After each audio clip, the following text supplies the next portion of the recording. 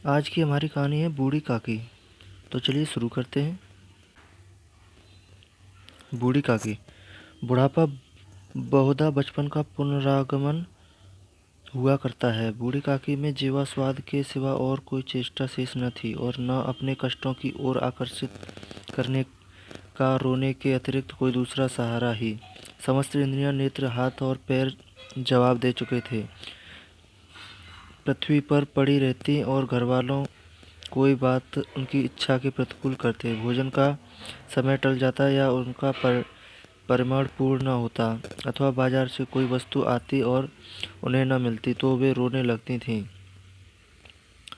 उनका रोना सिसकना साधारण रोना न था, वे गला फाड़ फाड़ कर रोती थीं। उनके प्रतिदेव को स्वर्ग सिधारी कालांतर हो चुका था। बेटे तरुण होकर चल बसे थे। अब एक भतीजे के सिवा कोई और न था। उसी भतीजे के नाम उन्होंने अपनी सारी संपत्ति लिख दी थी। भतीजे ने संपत्ति लिखते समय तो खूब लंबे चौड़े वादे किए, परंतु वे सब वादे केवल कुली डिपों के दलालों के दिखाए हुए जज्बाज थे।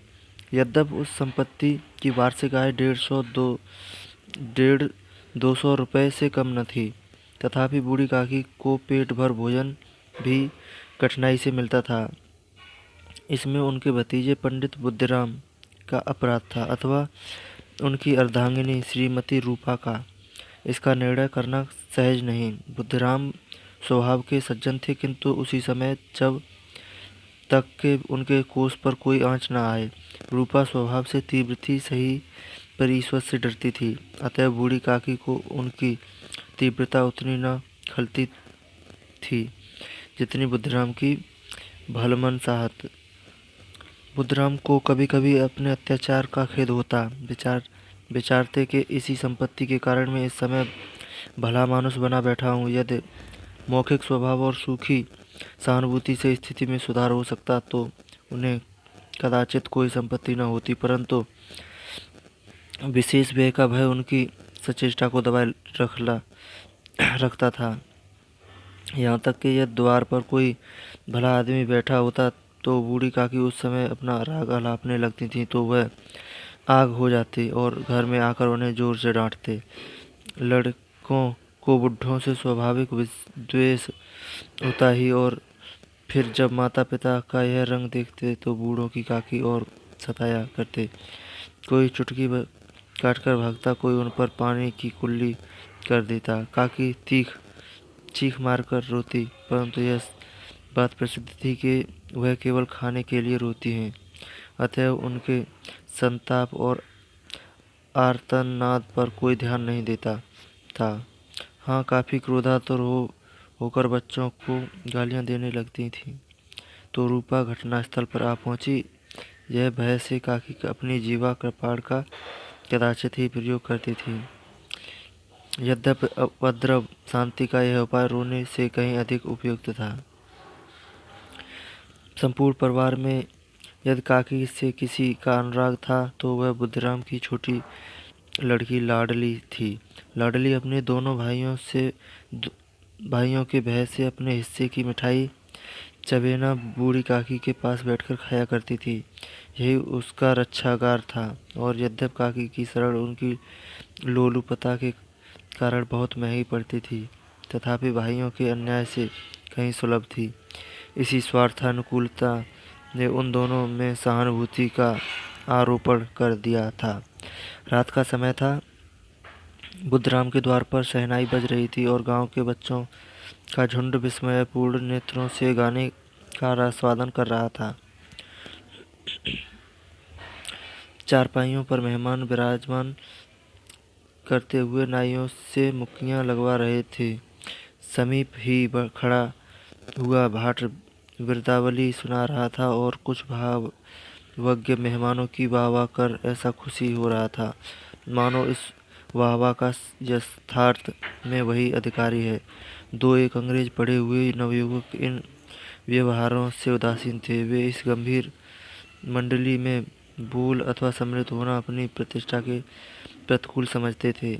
आज बुद्धराम के बड़े लड़के खुशराम का तिलक आया है। यह उसी का उत्सव है। घर भीतर स्त्रियां गा रही थीं और रूपा मेहमानों के लिए भोजन के प्रबंध में व्यस्त थी।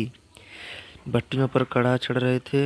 एक में पूड़ियाँ कचौड़ियाँ निकल रही थीं तो दूसरे में अन्य पकवान पकते थे। एक बड़े हंडे में मसालेदार तरकारी पक रही थी। घी और मसाले की क्षुधावर्धक सुगंध चारों ओर फैली हुई थी। बूढ़ी काकी अपनी कठोर में शोकमय विचार की शांति बैठी हुई थी। यह स्वाद मिश्रित सुगंध उन्हें बेचैन कर रही थी।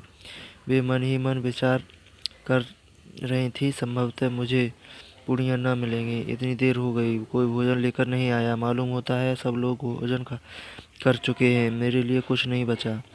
यह सोचकर उन्हें रोना आया, परंतु अपशकुन के भय से वह न रो सकी। आहा, कैसी सुगंध है! वह मुझे कौन पूछता है। जब रोटियां के ही लाले पड़े हैं तब ऐसे भाग्य कहाँ कि भरपेट पूड़ियाँ मिलें। यह विचार कर उन्हें रोना आया। कलेजे में हुक सी उठने लगी, परंतु रूपा के भय से उन्होंने फिर मौन धारण कर लिया। बूढ़ी काकी देर तक इन्हीं दुखदायक विचारों में डूबी रही। घी और मसालों की सुगंध रह रहकर मन को आपे से बाहर किए जाती थी। मुंह में पानी भर भर कर आता। पूड़ियों का स्वाद स्मरण करके हृदय में गुदगुदी होने लगती थी। किसे पुकारूं, आज लाडली बेटी भी नहीं आई। दोनों छोकरे सदा दिख किया करते थे, आज उनका भी कहीं पता नहीं। कुछ मालूम होता है कि क्या बन रहा है। बूढ़ी काकी की कल्पना में पूड़ियों की तस्वीर नाचने लगी। खूब लाल लाल पूड़ी फूली फूली नरम नरम होंगी। रूपा ने भली भांति मोयन दिया होगा।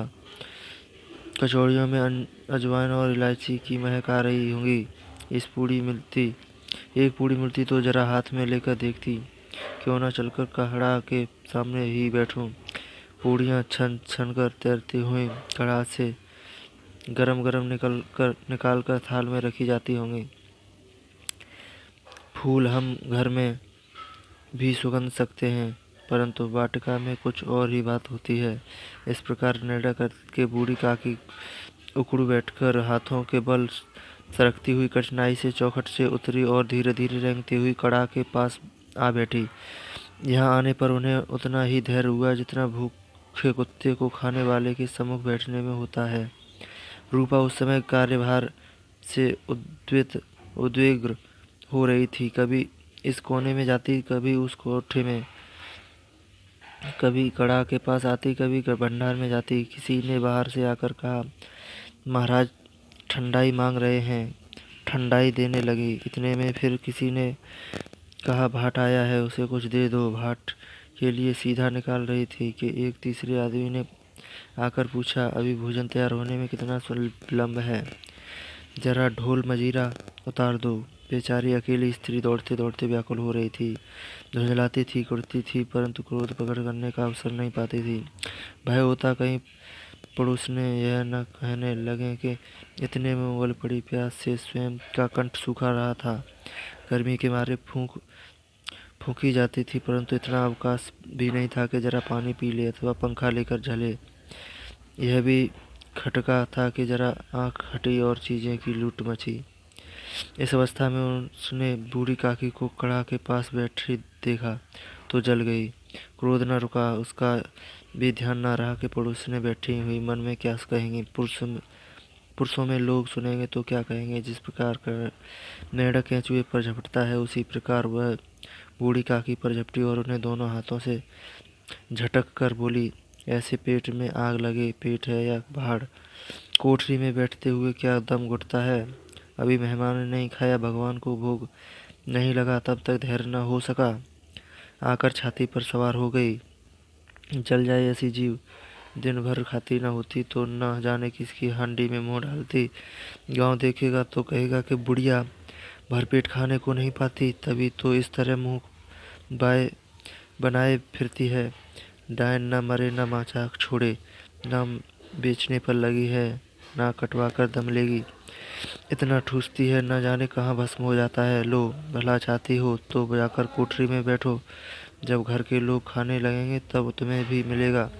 तुम कोई देवी नहीं हो कि चाहे किसी भी मुंह में पानी न आए, पर तुम्हारी पूजा पहले ही हो जाए। बूढ़ी काकी ने सिर न उठाया, न रोई, न बोली, चुपचाप रेंगती हुई अपनी कोठरी में चली गई। आघात ऐसा कठोर था कि हृदय और मस्तिष्क की संपूर्ण शक्तियाँ, संपूर्ण विचार और संपूर्ण भार उसी की ओर आकर्षित हो गए थे। नदी में जब कगार का कोई बृहद खंड कटकर गिरता है तो आसपास का जल समूह चारों ओर से उसी स्थान को पूरा करने के लिए दौड़ता है। भोजन तैयार हो गया। आंगन में पत्तल पड़ गई। मेहमान खाने लगे। स्त्रियां ने जो जेवनार गीत गाना आरंभ कर दिए। मेहमान के नाई और सेवकगण भी उसी मंडली के साथ किंतु कुछ हटकर भोजन करने बैठे। परंतु सभ्यतानुसार जब तक सब के सब खा न चुके कोई नहीं उठ सकता था। दो एक मेहमान जो कुछ पढ़े लिखे थे सेवकों के दीर्घाकार पर झुंझला रहे थे। वे इस बंधन को व्यर्थ और बेसरे पैर की बात समझते थे। बूढ़ी काकी अपनी कोठरी में जाकर पश्चाताप कर रही थी कि मैं कहाँ से कहाँ गई। उन्हें रूपा पर क्रोध नहीं था, अपनी जल्दबाजी पर दुख था। सच ही तो है, जब तक मेहमान लोग भोजन न कर चुकेंगे घरवाले कैसे खाएंगे। मुझसे इतनी देर भी न रह गया। सबके सामने पानी उतर गया। अब जब कोई बुलाने न आएगा नहीं जाऊंगी। मनी मन इसी प्रकार का विचार कर वह बुलावे की प्रतीक्षा करने लगी, परंतु घी की रुचिकर सबास बड़ी ही धैर्य परीक्षक प्रतीत हो रही थी।